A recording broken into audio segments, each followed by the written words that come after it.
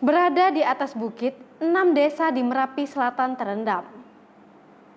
6 desa yang ada di Kecamatan Merapi Selatan, Senin 1 November 2021 terendam banjir. Kejadian cukup aneh ini sangat disayangkan dan meresahkan warga.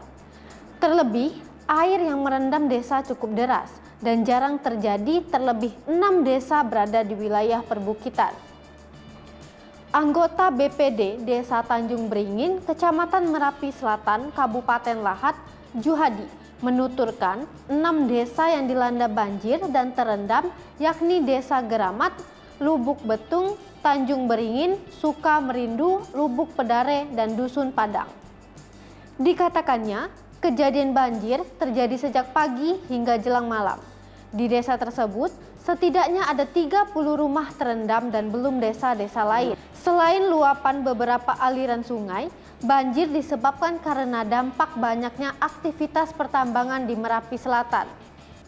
Dirinya sendiri meminta baik kepada pemerintah maupun perusahaan yang ada agar bisa mencarikan solusi sehingga hal itu tak terulang. Terpisah, anggota DPRD Lahat Dapil 2 meliputi Kecamatan Merapi Area, Andi Sucietera ST menyayangkan kejadian tersebut. Tak saja merusak lingkungan, kejadian tersebut bisa menjadi ancaman bagi warga.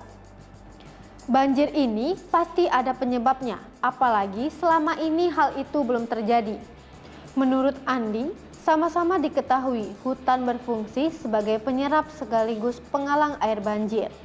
Pohon juga berfungsi mencegah erosi, mengurangi sedimen yang masuk ke sungai dan meningkatkan penyerapan air ke dalam tanah.